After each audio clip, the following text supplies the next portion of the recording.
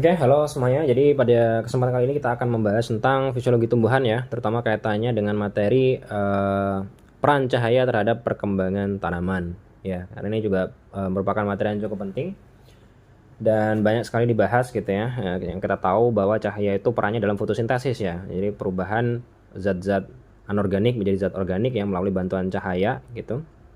Nah, tapi ternyata peran dari cahaya terhadap tanaman itu nggak hanya untuk fotosintesis aja. Nah, apa aja perannya? Nah, ini akan kita pelajari sekarang.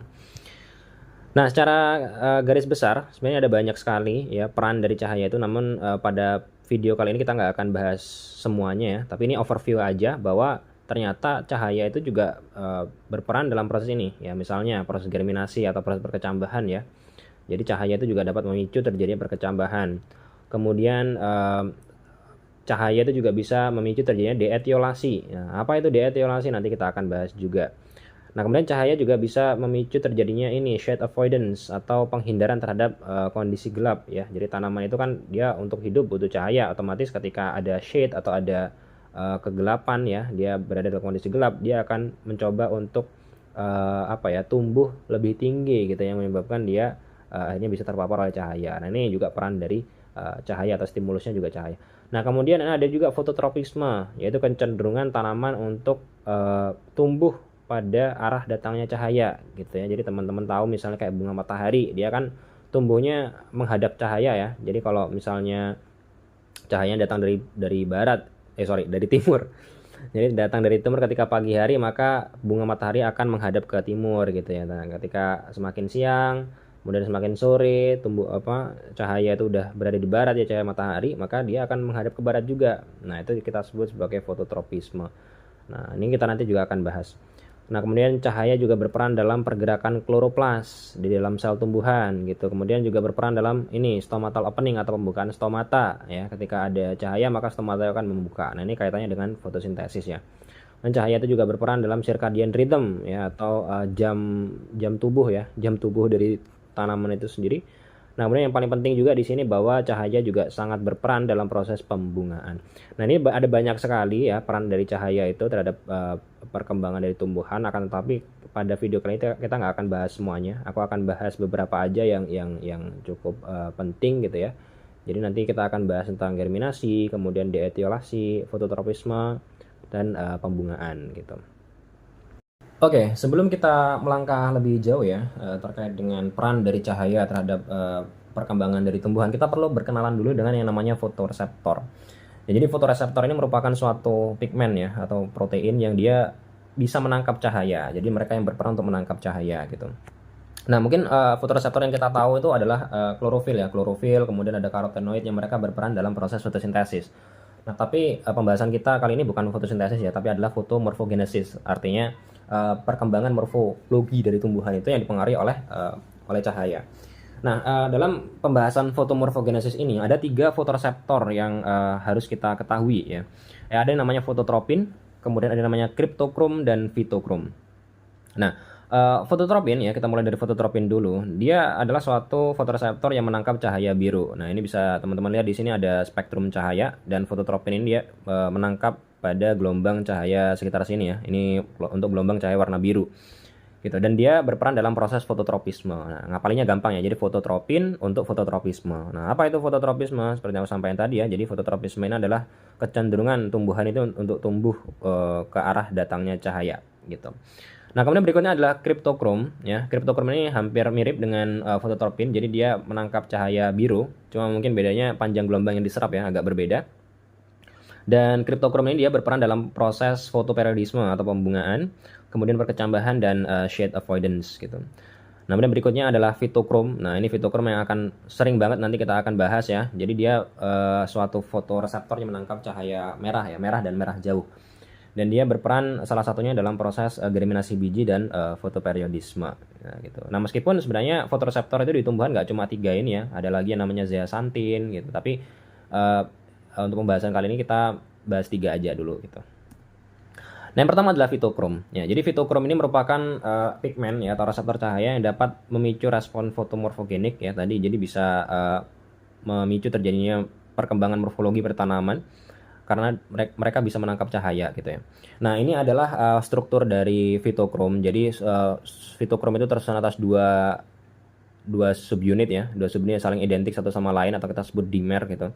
Dan setiap subunit ini ada dua komponen ya. Ada komponen namanya kromofor yang warna biru ini, yang dia fungsinya adalah untuk menangkap cahaya ya. Jadi dia sebagai kompartemen penangkap cahaya kromofor ini. Nah, kemudian yang ungu di luarnya ini adalah apoprotein ya. Jadi protein yang fungsinya untuk meneruskan sinyal ya. Jadi ketika cahaya itu masuk dan ditangkap oleh kromofor, nah ini dianggap sebagai suatu sinyal. Nah, sinyal itu kemudian akan diteruskan ke dalam sel kan, untuk memicu terjadinya apa, mungkin ekspresi gen atau respon seluler lainnya gitu kan. Nah, itu apoprotein yang meneruskan sinyalnya warna ungu ini.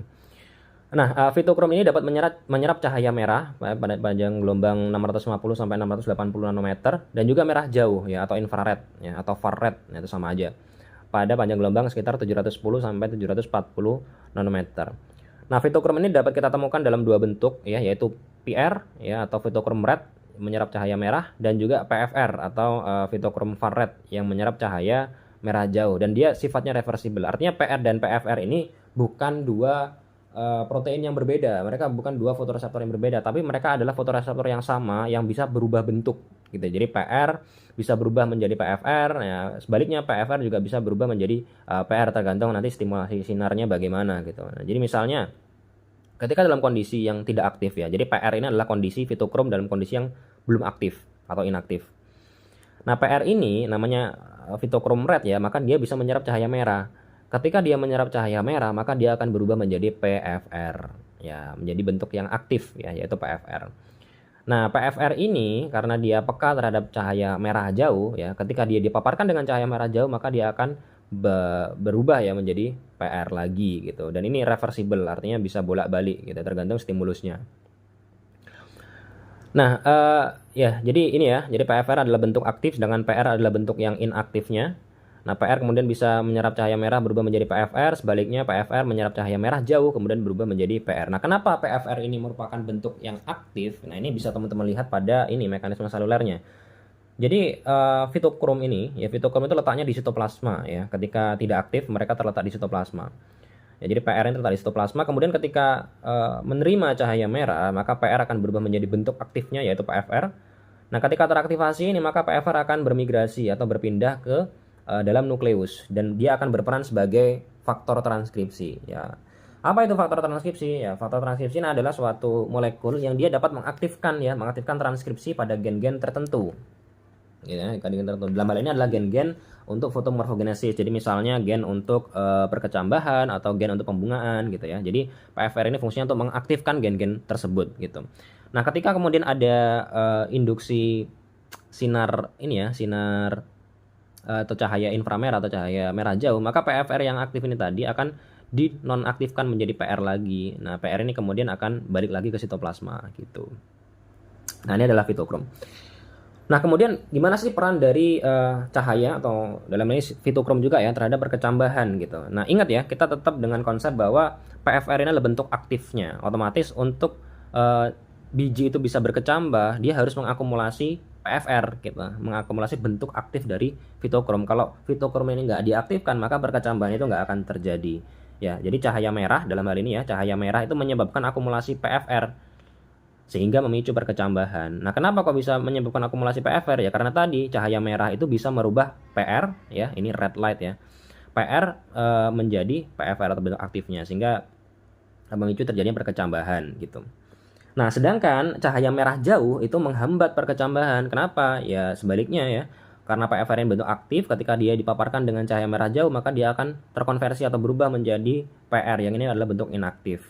Nah, ketika akumulasi PR lebih banyak daripada PFR, maka perkecambahan itu tidak akan terjadi. Nah, ini contoh gambarnya ya. Ini kalau PFR yang terakumulasi, maka perkecambahan terjadi. Kalau enggak, kalau PR-nya lebih banyak atau terpapar cahaya merah jauh ya, maka tidak akan berkecambah gitu. Nah, kemudian cahaya juga dapat menyebabkan terjadinya deetiolasi pada kecambah. Nah, ini apa itu deetiolasi? Nah, ini kita akan bahas setelah ini ya. Tapi sebelum itu, ini adalah percobaan yang mungkin sering ditanyakan juga ya ketika di ujian gitu. Ini adalah percobaan dari Borthwick tahun 1952. Ini ingin mencari tahu sebenarnya ketika kecambah itu kita paparkan dengan cahaya merah, kemudian merah jauh, merah jauh lagi, sebenarnya yang mereka respon tuh cahaya yang mana gitu loh.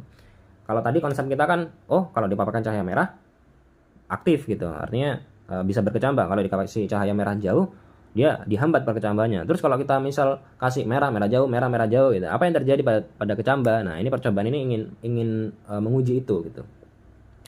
Nah, jadi perlakuannya adalah ada biji kubis ya, lettuce itu. Dia dikasih paparan cahaya merah selama 1 menit, kemudian setelah itu dikasih paparan cahaya merah jauh selama 4 menit. Nah, ini misalnya di perlakuan yang pertama ya. Perlakuan yang pertama dikasih cahaya merah aja ya, dikasih cahaya merah aja, ini bisa germinasi atau bisa berkecambah. Nah, ini memang sesuai dengan konsep kita tadi ya. Karena cahaya merah itu bisa menyebabkan akumulasi PFR sehingga dia bisa berkecambah. Nah, kemudian di perlakuan yang kedua, ini dikasih paparan cahaya merah, setelah itu di switch cahayanya menjadi cahaya merah jauh. Ternyata sebagian besar dari kecambah itu tidak berkecambah atau tidak mengalami germinasi. Nah, kenapa kok kayak gitu ya? Sesuai dengan konsep yang tadi ya. Jadi ketika dipaparkan cahaya merah, maka PR dirubah menjadi PFR. Nah, tapi ketika dikasih cahaya merah jauh, ya PFR dirubah lagi menjadi bentuk yang nonaktif PR-nya gitu ya. Jadi kecambah ini tidak mengalami germinasi.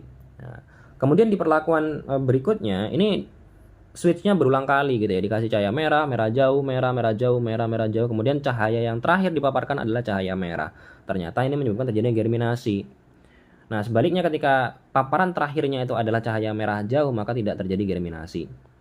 Nah, ini membuktikan bahwa meskipun kita memaparkan cahaya merah jauh secara berulang gitu ya, secara switch berseling gitu ya, tetapi ternyata yang direspon oleh kecambah itu hanya final exposure atau paparan cahaya yang terakhir ya, ditangkap oleh mereka.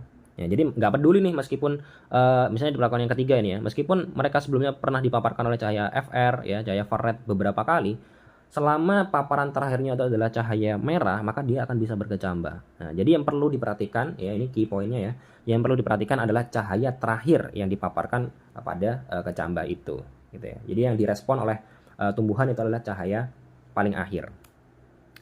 Nah, ini adalah sedikit penjelasan mekanisme dari bagaimana si fitokrom itu dapat memicu terjadi perkecambahan ya. Ya, jadi untuk biji itu bisa berkecambah, tentu stimulusnya nggak cuma fitokrom aja ya, nggak cuma cahaya aja, tapi juga ada nutrisi, kemudian hormon-hormon pertumbuhan, misalnya giberellin gitu ya, yang dapat memicu terjadi perkecambahan juga. Kemudian yang paling penting adalah imbibisi atau ketika biji itu menyerap air gitu, karena air ini salah satu faktor penting untuk terjadi perkecambahan. Tapi di sini yang kita bahas hanya dari sisi fitokromnya aja dan juga imbibisi air ya. Jadi ketika biji itu menyerap air, maka itu sudah menandakan bahwa biji itu sudah siap untuk berkecambah. Nah, ditambahi dengan adanya adanya cahaya atau fotoaktivasi ya, aktivasi fitokrom oleh adanya cahaya tadi ya. Jadi PR kemudian dirubah oleh cahaya merah menjadi PFR bentuk aktifnya, maka PFR ini ingat tadi bisa berperan sebagai faktor transkripsi. Dia akan mengaktifkan gen-gen yang berkaitan dengan proses berkecambahan. Dalam hal ini adalah dia mengaktifkan gen untuk memproduksi enzim alfa amilase. Nah, alfa amilase ini dia adalah suatu enzim yang bisa mencerna ya atau memecah amilum atau starch ini menjadi gula yang lebih sederhana. Jadi starch ini dihidrolisis ya oleh amilase menjadi glukosa. Dan gula sederhana ini kemudian bisa dimanfaatkan oleh embrio dari tumbuhan ini, dari biji ini untuk bisa tumbuh membentuk radikula, kemudian membentuk hipokotil, apikotil, dan segala macam nanti. Begitu. Nah, kemudian ini adalah etiolasi tadi ya. Jadi ketika biji itu berkecambah, ya, maka bentuk dari kecambahnya nanti dipengaruhi oleh keberadaan cahaya. Dan mungkin teman-teman sudah pernah melakukan praktikum ini di SMA mungkin ya. Ketika ada dua perlakuan ya, berkecambah di tempat gelap, kemudian ada berkecambah di tempat terang, maka kita diminta untuk membandingkan gimana dari segi morfologinya gitu ya. Dan tentu kita tahu bahwa ketika tanaman itu dipaparkan pada cahaya ya, kecambah itu ditumbuhkan di tempat yang terang, maka bentuk dari kecambah itu akan bagus. Jadi daunnya ini lebar, kemudian berwarna hijau, hipokotilnya nggak terlalu panjang, proporsional lah pokoknya, dibandingkan dengan yang ditumbuhkan di tempat gelap ya. Biasanya kecambah yang ditumbuhkan di tempat gelap itu memiliki morfologi yang agak aneh gini ya. Jadi ada apical hook ya, jadi bagian ujungnya di sini ada semacam bentuk kail ini ya, ada kayak hook ini.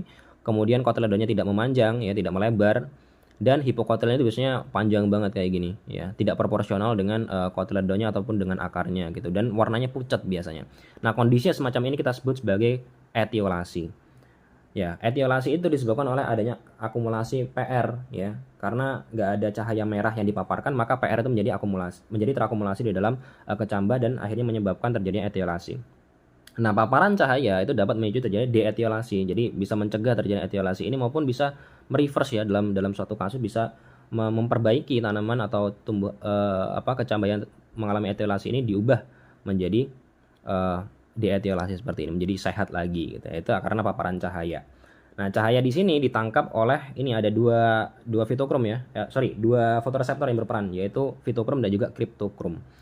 Ya, jadi cahaya dapat memicu akumulasi PFR ya. PFR ini adalah kondisi aktifnya dari fitokrom dan juga mengaktifasi kriptokrom yang menyerap cahaya biru tadi. Nah, ini adalah deetiolasi.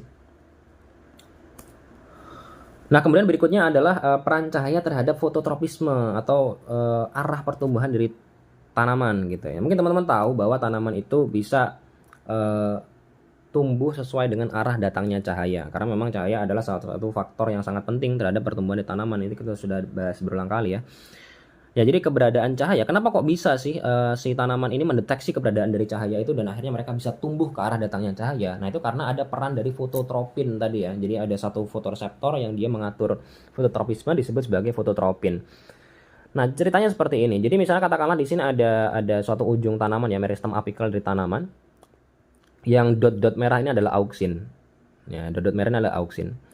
Nah, ketika cahaya datang dari sebelah kanan, maka fototropin itu akan banyak aktif di sisi kanan sini, di arah datangnya cahaya. Ya, karena fototropin itu menangkap cahaya ya, maka dia akan lebih banyak terdistribusi pada bagian kanan yang terpapar oleh cahaya secara langsung.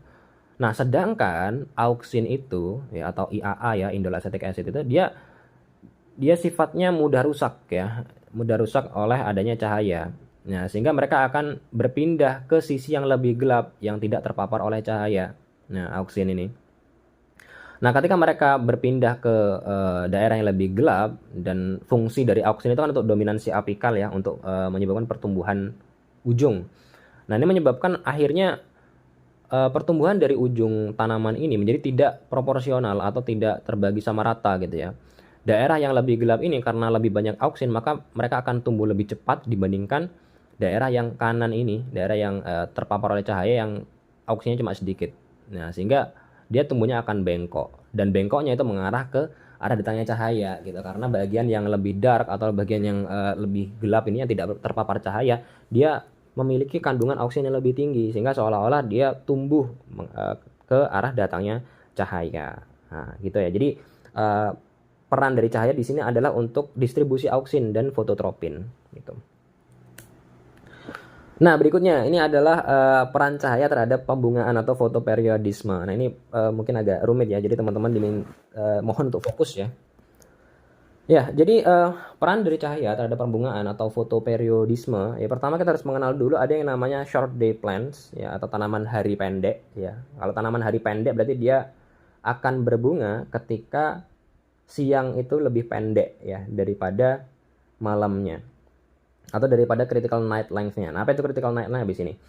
Nah, kemudian setelah itu ada juga yang namanya long day plants ya, atau tanaman hari panjang. Berarti dia membutuhkan cahaya yang lebih panjang durasinya gitu ya. Nah, panjang atau enggaknya itu kan subjektif ya. Artinya harus ada pembatasnya ya. Kita mengatakan ini panjang, ya kita mengatakan ini pendek, harus ada ambang batasnya. Nah, ambang batas itu yang kita sebut sebagai critical night length atau CNL ya, atau panjang malam kritis. Ya, panjang malam kritis. Jadi panjang malam kritis ini adalah suatu durasi periode malam yang dibutuhkan bagi short day plant maupun long day plant untuk memicu atau menghambat terjadinya pembungaan. Nah, dan CNL ini atau critical night length ini pada setiap tanaman itu berbeda-beda durasinya. Ada yang 8 jam, ada yang 11 jam gitu, ada yang 12 jam, macam-macam tergantung jenis tanamannya gitu ya. Nah, short day plant ya, kita bahas yang short day plant terlebih dahulu ya. Short day plant ini dia akan berbunga ketika periode malam. Nah, ini yang mungkin teman-teman nanti agak sedikit bingung ya. Meskipun namanya short day plants ya, tanaman hari pendek, tapi sebenarnya yang menentukan dia berbunga atau tidak itu adalah periode malamnya, bukan periode siangnya. Ya, jadi ini key pointnya ya, pada bagian bawah ini tak tulis. Jadi yang menentukan itulah durasi total periode malam. Jadi misal seperti ini ya, short day plants. Short day plants ini dia akan berbunga ketika periode malamnya yang bawah ini, ketika periode malamnya itu lebih lama daripada critical night length. Ya. Kalau misal periode malamnya itu lebih rendah atau lebih singkat daripada critical night length, maka dia nggak akan berbunga, gitu ya. Jadi short day plants ini nama lainnya adalah long day plants. Long night plants ya. Jadi short day plants berarti dia adalah long night karena dia short day atau hari pendek, maka malamnya panjang, kan gitu ya. Kalau long day karena dia harinya panjang, maka malamnya yang pendek ya. Jadi dia akan berbunga ketika malamnya lebih pendek ini ya. Ketika malamnya lebih pendek daripada CNL, dia akan berbunga ini. Tapi ketika malamnya lebih panjang daripada CNL, dia nggak akan berbunga. Itu ya, itu yang perlu untuk di garis bawahi adalah bahwa short day plant atau tanaman hari pendek itu sama aja dengan tanaman malam panjang. Ya, karena yang menentukan itu malamnya bukan siangnya. Ya, mungkin lebih jelas kayak gini ya. Ini katakanlah misalnya ada short day plants ya, ada tanaman hari pendek ya. Kalau tanaman hari pendek berarti dia butuh malam yang panjang. Nah, di sini critical night length-nya misalnya katakanlah 16 jam. Dia butuh 16 jam total ya, total 16 jam untuk bisa berbunga. Kalau misal kurang dari 16 jam ya periode gelapnya, dia nggak akan tumbuh, nggak akan berbunga gitu. Nah, sehingga ketika dikasih paparan cahaya ini ya, ketika dikasih paparan cahaya selama 8 jam ini, kemudian setelah itu dikasih paparan gelap ya, paparan gelap itu selama 16 jam, maka dia akan berbunga. Nah, sebaliknya ketika dia dikasih paparan cahaya ya sampai 16 jam dan sisanya 8 jam sisanya ini adalah gelap, maka dia nggak akan berbunga. Kenapa? Karena periode gelapnya cuma berapa ya? Cuma 8 jam gitu. Sedangkan CNL-nya dia adalah 16 jam. Nah, begitupun ketika dia diinterupsi. Nah, ini. Jadi interupsi cahaya itu dapat memutus durasi total periode malam ya. Jadi misalnya di perlakuan yang ketiga ini ya. Dia dikasih paparan cahaya selama 8 jam. Kemudian setelah itu kasih paparan gelap ya selama 8 jam. Setelah itu ada interupsi cahaya di sini sedikit ya. Mungkin cuma setengah jam atau nggak sampai 1 jam gitu ya, dikasih paparan cahaya. Setelah itu dilanjutkan dengan periode gelap lagi. Nah, meskipun seakan-akan ini kalau kita teman-teman lihat di sini periode gelapnya itu hampir mirip dengan panjang dari CNL ya, seakan-akan ini 16 jam ya panjangnya. Tapi sebenarnya enggak, ini enggak 16 jam, ini cuma 8 jam, kemudian diinterupsi dan mulai dari nol lagi di sini perhitungannya. Ya, di sini 8 jam lagi.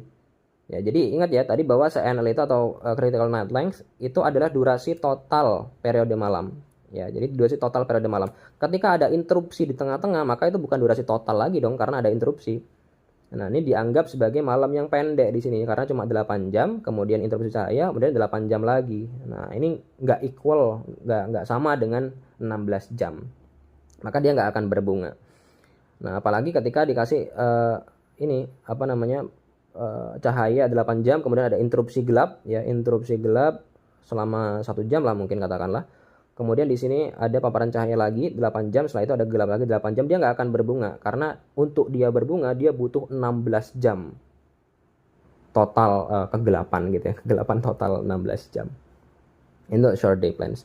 Jadi ingat ya bahwa yang menentukannya adalah durasi total periode malam tanpa adanya interupsi cahaya. Nah, kemudian peran dari fitokrom itu bagaimana? Nah, peran dari fitokrom itu ternyata juga cukup penting ya. Jadi paparan cahaya itu cahayanya merah atau merah jauh ternyata juga menentukan pembungaan gitu. Jadi misalnya di sini ada percobaan ya. Misalnya katakanlah satu tanaman di sini memiliki CNL atau critical night length 11 jam. Jadi dia untuk berbunga itu butuh dia untuk berbunga itu butuh periode malam lebih dari 11 jam untuk tanaman yang long night plants. Nah, jadi misalnya di percobaan yang pertama ini. Di percobaan yang pertama, tanaman hari pendek ini yang atas, tanaman hari panjang yang bawah gitu ya. Di tanaman hari pendek, ya berarti dia butuh long night ya, jadi dia butuh malam yang panjang. Kalau malam yang panjang berarti dia harus melampaui CNL malamnya, harus lebih dari 11 jam. Nah, sedangkan di sini periode malamnya itu nggak sampai 11 jam atau nggak melebihi ambang batas CNL ya, maka dia nggak akan berbunga. Sebaliknya tanaman yang short night atau tanaman yang malam pendek karena periode malamnya itu lebih pendek daripada CNL, maka dia bisa berbunga gitu. Nah ini yang tadi ya. Nah kemudian ketika periode malamnya itu melebihi ambang batas ya, melebihi CNL atau lebih dari 11 jam, katakanlah di sini misalnya 12 jam ya, di sini 12 jam, maka tanaman hari pendek atau tanaman malam panjang ini dia akan berbunga ya. Sedangkan tanaman yang malam pendek karena malamnya lebih panjang daripada threshold, maka dia tidak akan berbunga. Nah gitu ya. Nah kemudian ada suatu percobaan gitu, diinterupsi cahaya merah di tengah-tengah ya. Jadi dikasih paparan cahaya dikasih paparan kegelapan melebihi CNL ya, seolah-olah melebihi CNL, melebihi 11 jam, tapi di tengah-tengah dia dikasih paparan cahaya merah. Nah ternyata tanaman yang long night ini, tanaman yang butuh malam panjang, dia nggak berbunga gitu. Kenapa dia nggak berbunga? Karena ada interupsi di tengah-tengah. Meskipun ini seolah-olah seperti 11 jam, tapi karena ada interupsi di tengah, ya akhirnya dia nggak berbunga karena dianggap sebagai malam yang pendek ditambah malam yang pendek gitu. Ingat tadi ya bahwa yang dihitung adalah total durasi malam, nggak ada interupsi sama sekali. Nah ternyata cahaya merah itu ini memiliki efek yang sama seperti cahaya matahari yang nampaknya putih. Nah ini ya, jadi perlakuan yang ketiga ini sama dengan perlakuan yang pertama, ternyata dianggap sama seperti perlakuan yang pertama. Nah di perlakuan yang ketiga ini akhirnya tanaman yang butuh malam pendek dia bisa berbunga gitu ya, karena di sini dianggap malamnya pendek, diinterupsi cahaya, kemudian ada malam pendek lagi. Nah kemudian di percobaan berikutnya dia dikasih paparan cahaya merah, setelah itu dikasih paparan cahaya merah jauh. Apa yang terjadi? Oh ternyata yang terjadi adalah si tanaman malam panjang ini masih bisa berbunga ya, atau sama ya dengan perlakuan yang nomor 2 ini yang tanpa adanya interupsi cahaya. Jadi tanaman yang malam panjang masih bisa berbunga, sedangkan tanaman yang malam pendek dia tidak bisa berbunga. Nah ini menjelaskan berarti bahwa cahaya merah jauh atau far red ini memiliki efek yang sama seperti gelap malam.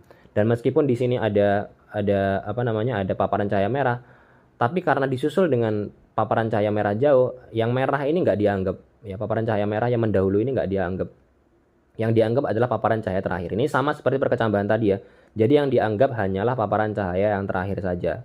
Nah cahaya yang terakhir dipaparkan di perlakuan yang keempat ini adalah cahaya merah jauh, dan cahaya merah jauh dianggap efeknya sama ya seperti gelap malam, sehingga di sini dianggap tidak mengalami interupsi ya. Di sini tidak mengalami interupsi cahaya. Alhasil dia akan tetap bisa berbunga sama seperti pada perlakuan nomor 2. Nah, kemudian di perlakuan yang kelima di sini ada percobaan lagi, dikasih cahaya merah, kemudian merah jauh, dan kemudian yang terakhir merah. Nah, ternyata yang dianggap itu adalah tetap cahaya yang final exposure atau cahaya merah ini yang dianggap atau yang direspon oleh tanaman, sehingga dia nggak akan berbunga untuk tanaman yang malam panjang karena dianggap mengalami interupsi cahaya. Nah ini hasilnya sama seperti perlakuan yang ketiga dan perlakuan yang pertama gitu. Nah kemudian di perlakuan yang terakhir, perlakuan yang keenam ini, cahaya terakhir yang dipaparkan adalah far red atau cahaya merah jauh ya. Nah ternyata hasilnya sama seperti perlakuan yang ini, perlakuan yang keempat dan perlakuan yang kedua. Nah ini membuktikan bahwa yang menentukan pembungaan ya, tanaman itu berbunga atau tidak, adalah paparan cahaya yang terakhir, di mana cahaya merah itu memiliki efek yang sama seperti cahaya matahari atau cahaya yang nampak warna putih ya, yang dia bisa menginterupsi ya, bisa menginterupsi periode malam. Sedangkan cahaya merah jauh itu tidak berefek apa-apa ternyata, atau memiliki efek yang sama seperti gelap malam begitu. Semoga paham ya. Kalau nggak paham nanti diulangi lagi dari awal bahasanya. Oke, itu aja mungkin pembahasan kita ya terkait dengan peran dari cahaya terhadap tumbuhan. Tentu peran dari cahaya itu nggak cuma itu aja, tapi ada banyak banget tadi seperti yang aku sampaikan di awal. Tapi sepertinya yang banyak muncul di soal UAS itu mungkin itu ya.